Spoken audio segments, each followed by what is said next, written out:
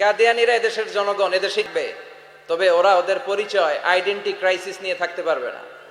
ওরা হয় বিশ্বনবীকে শেষ নবী হিসেবে মেনে মুসলমান হিসেবে থাকবে, আর বিশ্বনবীকে যদি লাস্ট মেসেঞ্জার হিসেবে না মানে ওরা কোন ধর্মের লোক সেটাও প্রকাশ করে দিতে হবে। চিল্লায় বলেন ঠিক কিনা? আপনার ইসলাম সহ্য হয় না, আপনার আলেম ওলামা সহ্য হয় না, আপনার কাদিয়ানীদেরকে সহ্য হয়, এটাই প্রমাণ করে আপনি কাদিয়ানীদের দালাল। সে কাদিয়ানীদের পক্ষে কথা বলে, বিশ্বনবী যে শেষ নবী এটা ওরা স্বীকার করে না।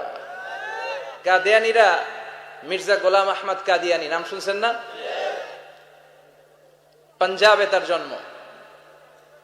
এই বেয়াদবটা প্রথমে দাবি করেছে আমি শেষ নবী, এরপর সে দাবি করেছে আমি ইমাম মাহাদি, এরপর দাবি করেছে আমি ঈসা আলাইহিস সালাম। এই বেয়াদবটা পায়খানার ট্যাঙ্কি ভাঙ্গা এরপরে পড়ছে, ওইটার ভিতরে গু খাইয়া মরছে। নবীরা যেখানে মারা যায়, নবীরা পবিত্র, নবীরা যেই জায়গাটায় মরে ওই জায়গাটাও পবিত্র। বিশ্বনবী পবিত্র না? বিশ্বনবী মা আয়েশার ঘরে ইন্তেকাল করলেন, ওই জায়গাটা পবিত্র না? গোটা বিশ্বের নবী প্রেমিক লোকেরা বিশ্বনবীর সালাম দিতে যায়, মসজিদে নববীতে সালাত করতে যায়। চিল্লায় এখন ঠিক কিনা? নবীরাও পবিত্র, নবীরা যেই জায়গায় মরে এরাও পবিত্র। কিন্তু এই মির্জা গোলাম আহমদ কাদিয়ানী সে বিশ্বনবী যে লাস্ট মেসেঞ্জার এটা সে মানে না, এজন্য ওর মৃত্যু হয়েছে পায়খানার টাঙ্কির ভিতরে। 100 বছরের পচা ময়লা গু খাইতে খাইতে ও দুনিয়া থেকে বিদায় নিয়েছে। মেথর আনা হয়েছে ওকে উঠানোর জন্য, উঠায় উঠায় উঠায় ফেলবে, ধরবে আবার থপাস করে পড়ে। আল্লাহকে জনমের গু খা। ওই কাদিয়ানীদের পক্ষ নিচ্ছে এই বেয়াদবটা। চিল্লায় এখন ঠিক কিনা? কাদিয়ানীরা এদেশের জনগণ এদেশেই থাকবে, তবে ওরা ওদের পরিচয় আইডেন্টি ক্রাইসিস নিয়ে থাকতে পারবে না। ওরা হয় বিশ্বনবীকে শেষ নবী হিসেবে মেনে মুসলমান হিসেবে থাকবে, আর বিশ্বনবীকে যদি লাস্ট মেসেঞ্জার হিসেবে না মানে ওরা কোন ধর্মের লোক সেটাও প্রকাশ করে দিতে হবে। চিল্লায় বলেন ঠিক কিনা? আপনার ইসলাম সহ্য হয় না, আপনার আলেম ওলামা সহ্য হয় না, আপনার কাদিয়ানীদেরকে সহ্য হয়, এটাই প্রমাণ করে আপনি কাদিয়ানীদের দালাল। এই বাংলার জমিন এটা ইসলাম প্রিয়দের জমিন। যে জমিনে আল্লাহু আকবার ধ্বনির সাথে সূর্য উঠে যায়, আল্লাহু আকবার ধ্বনির সাথে সূর্য ডুবে যায়, সে দেশে আর কিছু থাকবে না থাক ইসলাম থাকবেই, আর কিছু থাকবে না থাক কোরআন থাকবেই। এদেরকে প্রশ্রয় দিলে এরা বলে মসজিদ বন্ধ করো, মাদ্রাসা বন্ধ করো, কয়দিন পরে বলবে আজান বন্ধ করো, এরপরে আবদার তুলবে দাড়ি রাখা বন্ধ করো, তারপরে বলবে মুসলমানদের নাম রাখা বন্ধ করে দাও। এজন্য এই আবদার শুনতে মুসলমানরা রাজি নয়। চিল্লায় বলেন ঠিক কিনা? এদেরকে প্রতিহত করতে রাজি আছে মুসলমান?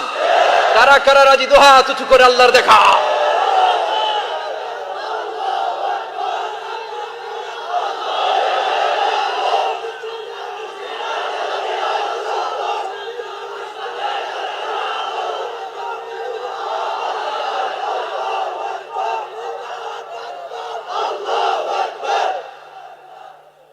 সূর্যরে ভেটকি মারলে সূর্যের কিছু হয়? কথা কন। সূর্যরে আপনি ভেটকি মারছেন, আপনার ভেটকি আপনার মুখে। এজন্য ইসলামের আলোকে ওরা নিভিয়ে দিতে চায়। আল্লাহ বলে কিয়ামত পর্যন্ত ইসলামের বিজয়কে আমি আল্লাহ সমুন্নত রাখবো। চিল্লায় বলেন ঠিক কিনা? এই বেয়াদবটা এত বড় আলেমের বিরুদ্ধে কথা বলেছে, সারা বাংলাদেশে যে উত্তাল গণজোয়ার তৈরি হয়েছে, অবস্থা দৃষ্টে মনে হচ্ছে ওই আলেমের পা ধরে ওর মাপ চাওয়া লাগবে। চিল্লায় এখন ঠিক কিনা?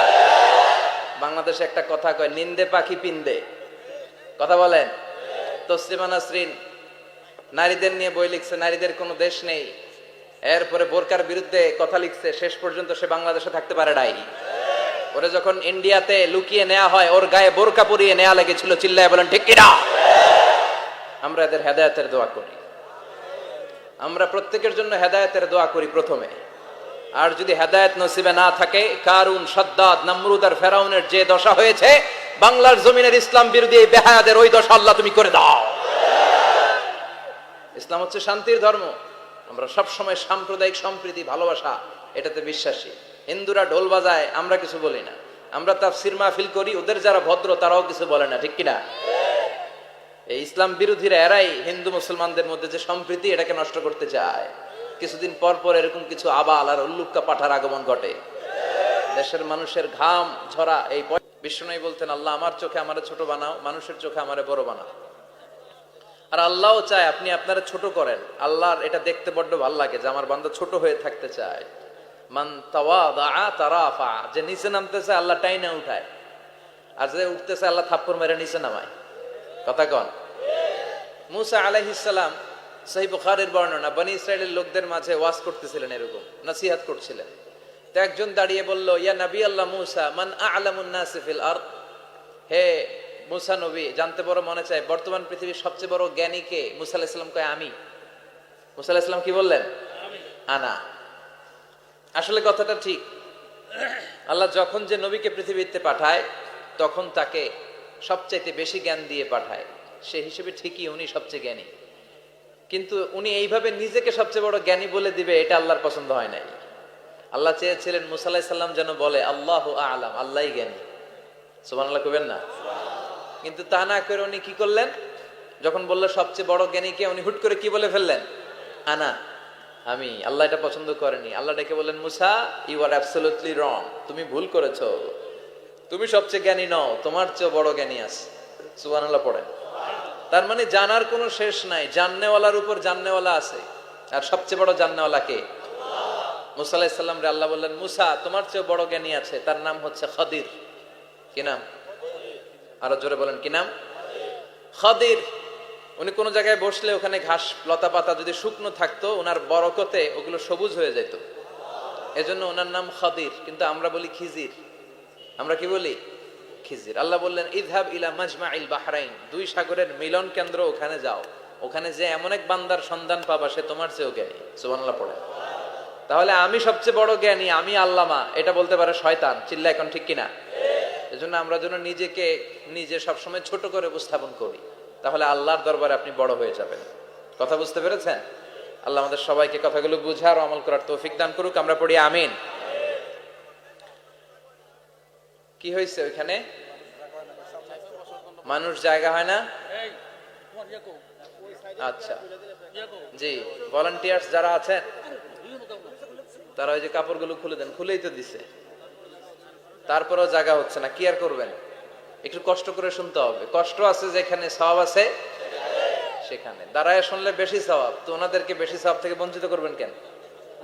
সওয়াব নেই ওনারা, আপনারা সওয়াব নেন, সওয়াব পাবেন ইনশাআল্লাহ। কষ্ট হচ্ছে না তো? এই মাহফিলে একবারে বসে যেতে হয়, টানা হিচড়া আমি করি না। টানা হিচড়া করলে ক্যামেরাওয়ালারা উল্টায় পড়বে, এই ক্যামেরাম্যানরা, তারপর একটা বিশৃঙ্খলা সৃষ্টি হবে। এজন্য টানা হিচড়ার দরকার নেই, যে যেখানে আছেন থাকেন। আবহাওয়াটা খুব সুন্দর আবহাওয়া, গরমও না ঠান্ডাও না। কি বলেন? আলহামদুলিল্লাহ পড়ি। কোনো আওয়াজ হবে না আশেপাশে, এই যে আপনি লাগবে না, থাকেন ওইভাবেই থাকেন। যে যেখানে আছি ওইভাবে থাকি, কোনো আওয়াজ হবে না। আমার সময় খুব কম, একটু পরেই আমাদের প্রধান মুফাসসির চলে আসবে। উনি আসার আগ পর্যন্ত কিছু কথা আমরা শোনার চেষ্টা করি, শিখার চেষ্টা করি। আমরা শিখতে এসেছি, শিখতেই হবে, আপনাকে পড়তেই হবে। কোরআনের প্রথম কথা হচ্ছে পড়ো, আর নিজের জীবন গড়ো। ঠিক কিনা? পড়তেই হবে আপনাকে, না পড়ে উপায় নাই। যখন যে অবস্থায় থাকবেন পড়বেন। জীবনে আমি জীবনে আমার একটা কিছু মটো আছে, লক্ষ্য, এটাকে খেয়াল করে আমি চলি। বিষয়টা হচ্ছে এরকম যে আমি কখনো হারি না, আমি হয় জিতি নয় শিখি, এরকম একটা অ্যাটিটিউড রাখবেন যে শিখতে আমাকে হবেই, কিন্তু হেরে যাব না আমরা। চিল্লায় বলেন ঠিক কিনা? এবং শিখাটাই আপনাকে মুক্তি দিতে পারে।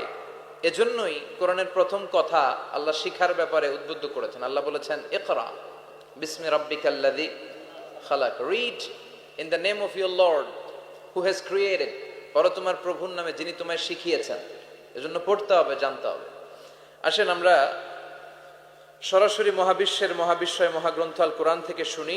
উদ্দেশ্য হচ্ছে যে আমরা নিজেদেরকে আলোকিত করব, উই এনলাইটেন আওয়ারসেলফ, ভিতরটাকে আলোকিত করব, আলোকিত মানুষ হব, সাদা মনের মানুষ হব, আল্লাহওয়ালা হব ইনশাআল্লাহ। পড়েন। উদ্দেশ্য যদি ভালো হয়, সওয়াব কামিয়ে আপনি শেষ করতে পারবেন না। আর উদ্দেশ্যে যদি ভেজাল থাকে, কোনো লাভ নাই। হাবা মানসুরা, সব শেষ। এগুলারে উঠাইলে, মিজানের পাল্লায় উঠালে কোনো ধরনের ওজন হবে না। আজকের এই তাফসির মাহফিলে আমরা এসেছি শিখার জন্য, আর একজনকে খুশি করার জন্য। তিনি কে? আল্লাহ তুমি কবুল করো। আমি আপনাদের খেদমতে সূরাতু আদ-দুহা তেলাওয়াত করেছি। এই সূরাটা মুখস্থ আছে না অনেকের? কমন একটা সূরা, প্রায় আমরা সালাতে পড়ি, মক্তবেই তো এগুলো শিখে